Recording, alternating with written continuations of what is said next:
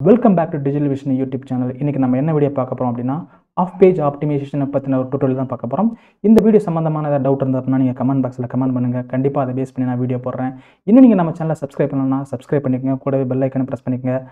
அப்போ தான் நான் போடக்கூடிய அடுத்த வீடியோ வந்து நோட்டிஃபிகேஷன் வரும். இந்த வீடியோவோட ரைட் சைடு பாட்டமில் என்னோட யூடியூப் சேனலோட சப்ஸ்கிரைப் பட்டன் வரும். ஒன்ஸ் அதை கிளிக் பண்ணி சப்ஸ்கிரைப் பண்ணிக்கங்க. வாங்க வீடியோக்குள்ளே போகலாம்.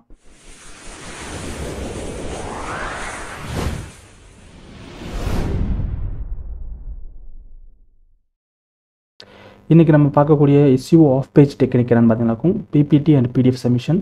இதுவும் one of the off page technique தான். ஸோ இதன் மூலமாகவும் உங்கள் வெப்சைட்டுக்கு வந்து ஒரு குவாலிட்டியான பேக் லிங்க் வந்து உங்களால் ஏர்ன் பண்ண முடியும்.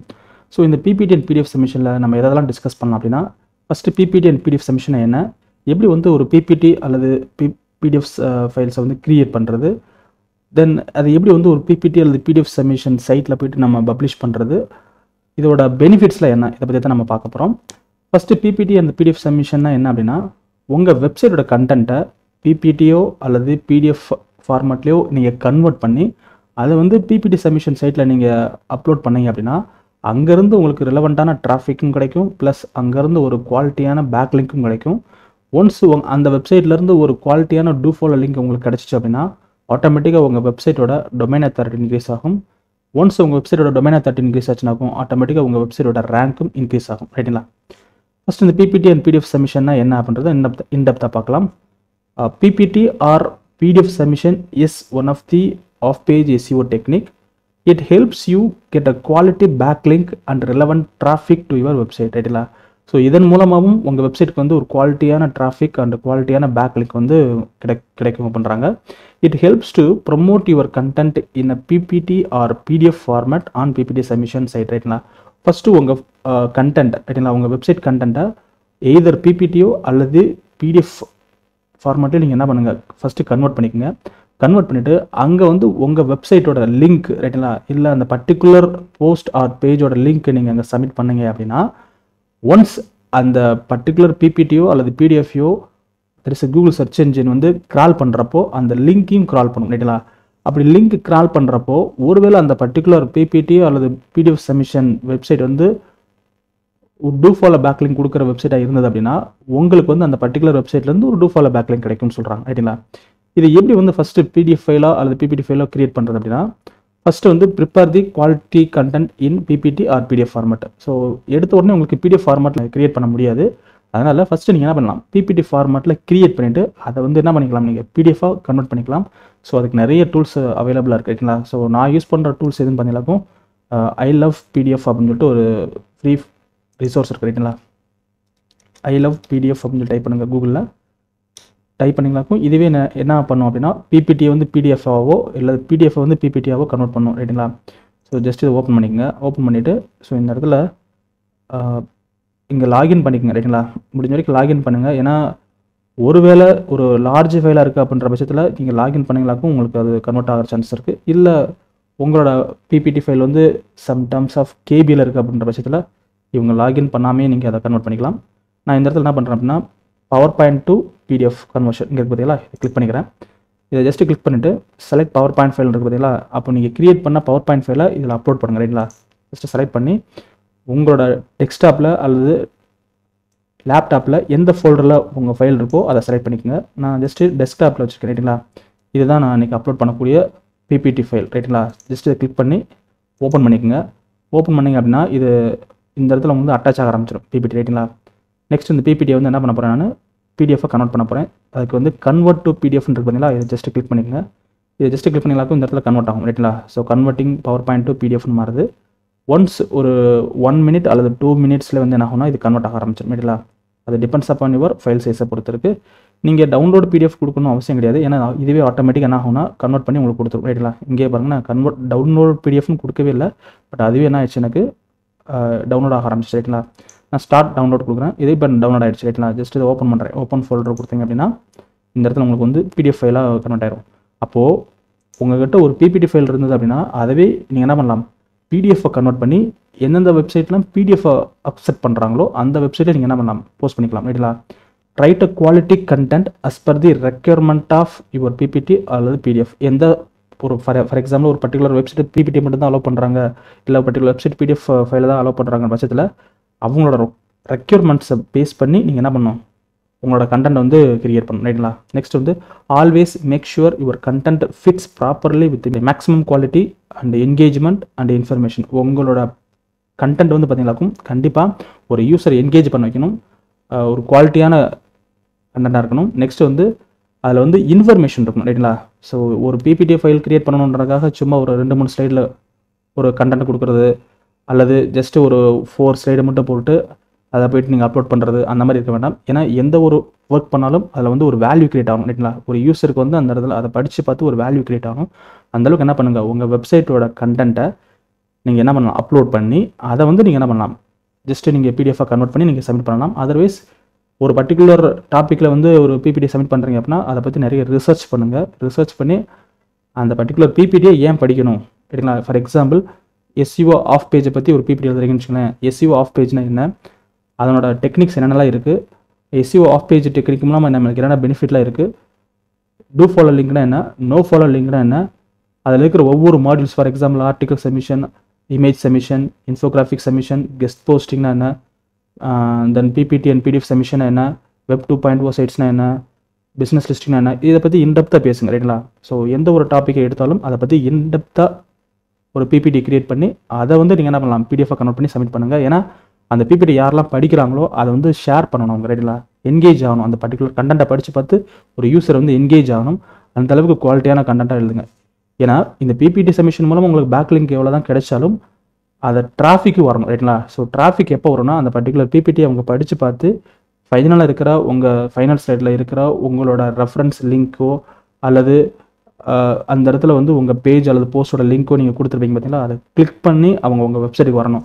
அப்போ அந்தளவுக்கு அவங்க வரணும் அப்படின்னா அந்தளவுக்கு ஒர்த்தாக அந்த பர்டிகுலர் பிபிடி வந்து இருக்கணும், ரைட்டுங்களா. அதனால் நீங்கள் நிறைய இதை ரிசர்ச் பண்ணி அந்த டாப்பிக்கை பற்றி எழுதுங்க. இல்லை உங்கள்கிட்ட நீங்கள் ரிசர்ச் பண்ணி ஒரு போஸ்ட்டோ அல்லது பேஜோ இருக்குது அப்படின்ற பட்சத்தில் அதை நீங்கள் என்ன பண்ணலாம், பிபிடியை கன்வெர்ட் பண்ணி அதை பிடிஎஃபாக கன்வெர்ட் பண்ணி பிபிடி சப்மிஷன் சைட்டு அந்த பிடிஎஃப் சப்மிஷன் சைட்டில் நீங்கள் என்ன பண்ணலாம், போஸ்ட் பண்ணிக்கலாம், ரைட்டுங்களா. Next don't forget to add your important keywords in the content part.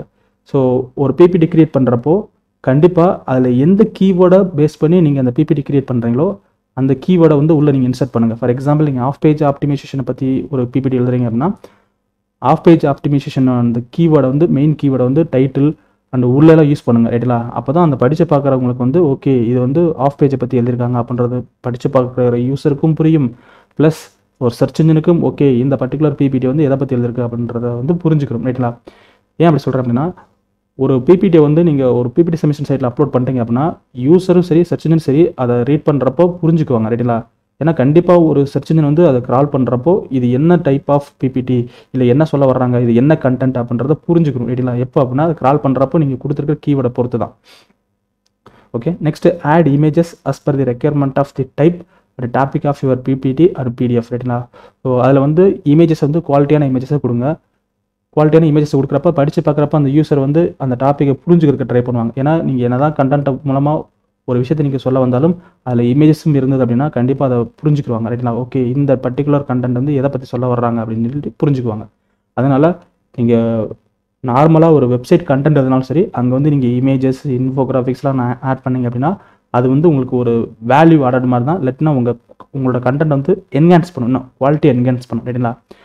எப்படி வந்து உங்கள் வெப்சைட் கண்டென்ட்டில் வந்து இமேஜஸ் ஆட் பண்ணுறீங்களோ அதே மாதிரி உங்கள் பிபிடி அல்லது பிடிஎஃப்ல என்ன பண்ணுங்கள், இமேஜஸ் ஆட் பண்ணுங்கள். ஏன்னா அந்த இமேஜ் மூலமாக உங்களுக்கு வந்து உங்களோட கண்டென்ட்டை ஈஸியாக ஒரு யூஸர் வந்து அண்டர்ஸ்டாண்ட் பண்ணிக்குவாங்க, ரைட்டுங்களா. நெக்ஸ்ட் வந்து இது வந்து ஃபுல்லாக ஒரு கண்டென்ட்டை வந்து கிரியேட் பண்ணுறது பிபிடி அல்லது பிடிஎஃப்ல. நெக்ஸ்ட் அதை எப்படி சப்மிட் பண்ணுறது அப்படின்னா you have to register or sign up on PPT submission site using your email ID or Facebook mail ID or LinkedIn ID or Gmail ID, ரைட்டுங்களா. ஸோ இதில் ஏதாவது ஒரு மெயில் ஐடி வச்சு நீங்கள் என்ன பண்ணிக்கலாம், லாகின் பண்ணிக்கலாம். ஏன்னா அந்த பர்டிகுலர் பிபிடி சப்மிஷன் சைட்ஸ் வந்து உங்ககிட்ட கேட்பாங்க, இது நீங்கள் வந்து ஜிமெயில் ஐடி மூலமாக நீங்கள் லாகின் பண்ணுறீங்களா, சைன் அப் பண்ணுறீங்களா, நெக்ஸ்ட்டு ஃபேஸ்புக் ஐடி மூலமாக நீங்கள் சைன் அப் பண்ணுறீங்களா, இல்லை ஜிமெயில் ஐடி மூலமாக சைன் அப் பண்ணுறீங்களா, இல்லை உங்கள் லிங்க்டின் ஐடி மூலமாக நீங்கள் வந்து சைன் அப் பண்ணுறீங்கன்னு சொல்லி கேட்பாங்க. உங்கள் ஜிமெயில் ஐடி கொடுத்து நீங்கள் லாகின் பண்ணணும்னு நினச்சிங்களா ஜிமெயில் ஐடி கொடுத்து நீங்கள் லாகின் பண்ணிக்கலாம். அதர்வைஸ் சோசியல் மீடியா ஐடி கொடுத்துட்டு நீங்கள் லாகின் பண்ணாலும் லாகின் பண்ணிக்கலாம், ரைட்டுங்களா. Next once you registered then start submitting the PPT or PDF file. So first வந்து நீங்கள் ரெஜிஸ்டர் பண்ணணும். ரெஜிஸ்டர் பண்ணுறப்போ வழக்கம் போல் உங்களோட ஃபஸ்ட் நேம் லாஸ்ட் நேம் உங்களோட ஜிமெயில் ஐடி பாஸ்வேர்டு இது எல்லாம் அவங்க கேட்பாங்களா. ஸோ அதெல்லாம் ஃபுல்லாக நீங்கள் கம்ப்ளீட் பண்ணிவிட்டு அதுக்கப்புறம் என்ன பண்ணலாம், நீங்கள் சப்மிட் பண்ண ஆரம்பிக்கணும் ரைட்டுங்களா. Next always remember to use proper tagging to comment search ரைட்டுங்களா. அதாவது உங்கள் பிபிடி வந்து நீங்கள் சப்மிட் பண்ணுறீங்க அப்படின்னா சப்மிட் பண்ணுறப்போ அவங்க கேட்டிருக்க முக்கியமான ஃபீல்ட்ஸ் எதுன்னு பார்த்தீங்கன்னாக்கும் மேபி டைட்டில் கேட்பாங்க, டிஸ்கிரிப்ஷன் கேட்பாங்க, டேக்ஸ்ன்னு கேட்பாங்க ரைட்டுங்களா. ஒரு சில பிபிடி சப்மிஷன் சைட்ஸ் எனக்கு எப்படி கேட்பாங்க அப்படின்னா கீவேர்ட்ஸ்னு கேட்டிருப்பாங்க ரைட்டுங்களா. ஸோ கீவேர்ட்ஸ்னாலும் டேக்னாலும் இந்த இடத்துல ஒரே மீனிங் தான் வரும். ஸோ ப்ராப்பரான டேக்ஸ் கொடுங்க. அதாவது அந்த பர்டிகுலர் பிபிடி என்ன ஒரு கீவேர்டை பேஸ் பண்ணி எழுதிருக்கு அல்லது உள்ள நீங்கள் என்னென்ன கீவேர்ட்ஸ்லாம் யூஸ் பண்ணிக்கிங்க, உள்ள என்னென்ன டெர்மினாலஜிஸ்லாம் யூஸ் பண்ணிக்கிங்களோ அதை பேஸ் பண்ணி நீங்கள் என்ன பண்ணணும், டேக்ஸ் கொடுக்கணும். ஏன் டேக்ஸ் வந்து ரொம்ப ரொம்ப இம்பார்ட்டன்ட் அப்படின்னா அந்த டேக்ஸில் கொடுத்துருக்கிற நீங்கள் கீவேர்டு கொடுத்துருப்பீங்க பார்த்தீங்களா, அந்த கீவேர்டுக்கு ரிலவெண்ட்டாக யாராவது சர்ச் பண்ணாலும் உங்களோட பிபிடி அல்லது பிடிஎஃப் ஃபைல் வந்து அங்கே காட்டப்படும் ரைட்டுங்களா. அதனால் டேக்ஸ் வந்து ரொம்ப ரொம்ப இம்பார்ட்டன்ட். எப்படி வந்து நம்ம எஸ்இஓவில் வந்து கீவேர்ட்ஸ் ரொம்ப இம்பார்ட்டன்ட் சொல்கிறோமோ அதே கீவேர்ட்ஸ் தான் இங்கே என்ன சொல்லுவாங்க அப்படின்னா டேகுன்னு சொல்லுவாங்க. ஸோ டேகும் கீவேர்டும் ஒரே மாதிரி தான் இருக்கும் இல்லைங்களா, ஒரே ஃபங்க்ஷனை தான் வந்து ப்ளே பண்ணும். ஏன்னா நீங்கள் கீவேர்டில் நீங்கள் என்ன மீன்ஸ் கீவேர்டுன்ற ஃபீல்டில் வந்து நீங்கள் என்ன கீவேர்டை இன்சர்ட் பண்ணீங்களோ அந்த கீவேர்டை பேஸ் பண்ணி அதை யாரெல்லாம் தேடுறாங்களோ அப்போ அந்த பர்டிகுலர் கண்டென்ட் காட்டப்படுறது மாதிரி இங்கே டேக்ஸில் நீங்கள் என்ன கீவேர்டு கொடுத்துருக்கீங்களோ அந்த கீவேர்டை பேஸ் பண்ணி யாராவது சர்ச் பண்ணாங்க அப்படின்னா உங்களோட பிபிடியோ அல்லது பிடிஎஃப் ஃபைலோ வந்து அவங்களுக்கு காட்டப்படும். அதனால் டேகிங் வந்து ரொம்ப ரொம்ப இம்பார்ட்டன்ட். ப்ராப்பரான கீவேர்டு இருக்கிற டேக்கை வந்து நீங்கள் கொடுக்கணும் ரைட்டுங்களா. நெக்ஸ்ட் வந்து type your proper title and description and submit your PPT or PDF file. So once நீங்கள் பிபிடி அல்லது பிடிஎஃப் ஃபைலை சப்மிட் பண்ண போகிறீங்க அப்படின்னா ப்ராப்பரான டைட்டில் டிஸ்கிரிப்ஷன் எல்லாமே நீங்கள் கொடுங்க ரைட்டுங்களா. நெக்ஸ்ட் இதோட பெனிஃபிட் என்னன்னு சொல்லி பார்த்தீங்க அப்படின்னா கண்டிப்பாக வந்து இதில் வந்து உங்களுக்கு ஒரு பேக்லிங்க் குவாலிட்டியான பேக்லிங்க் கிடைக்கும். நெக்ஸ்ட்டு குவாலிட்டியான பேக்லிங்க் கிடைக்கிற பட்சத்தில் உங்களுக்கு அதுலேருந்து ஒரு டூ ஃபாலோ லிங்க் அவங்க கொடுக்குறாங்க அப்படின்ற பட்சத்தில் உங்களுக்கு ஆட்டோமேட்டிக்காக உங்கள் வெப்சைட்டோட டொமைன் அத்தாரிட்டி இன்க்ரீஸ் ஆகும். அவங்களோட லிங்க் ஜூஸ் மெட்டீரியலா அந்த பர்டிகுலர் டொமைன் அத்தாரிட்டி இருக்கிற ஒரு ஹை அத்தாரிட்டி இருக்கிற வெப்சைட்லேருந்து உங்களுக்கு லிங்க் ஜூஸும் ஃப்ளோ ஆகும்.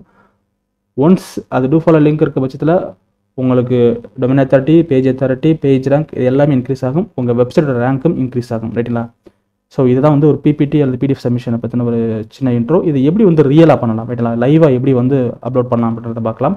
ஸோ அதுக்காக நான் ஃபஸ்ட்டு இங்கே வந்து உங்களுக்கு நிறைய சைட்ஸ் வந்து நான் அப்லோட் பண்ணியிருக்கேன். இந்த வீடியோட டிஸ்கிரிப்ஷன் வந்து இந்த சைட்ஸ்லாம் கொடுக்குறேன். இது எல்லாமே பார்த்தீங்க அப்படின்னா high domain authority, page authority sites ரைட்டுங்களா. For example issue.com and then forshare.com, wattpad.com, zippyshare.com.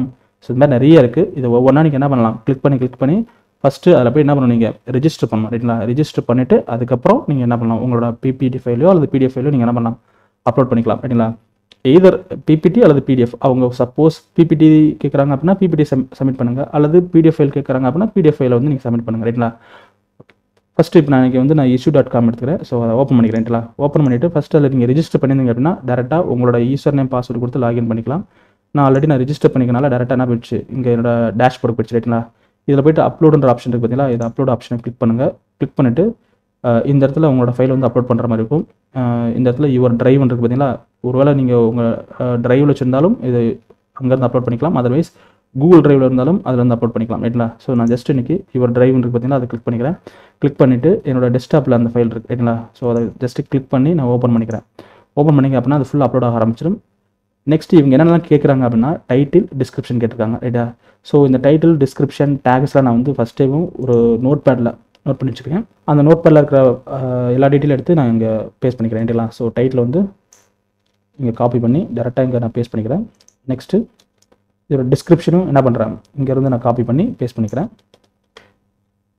So taking வந்து இங்கே கொடுக்குறதுக்கான ஆப்ஷன்ஸ் இருக்கான்னு பார்க்குறேன்.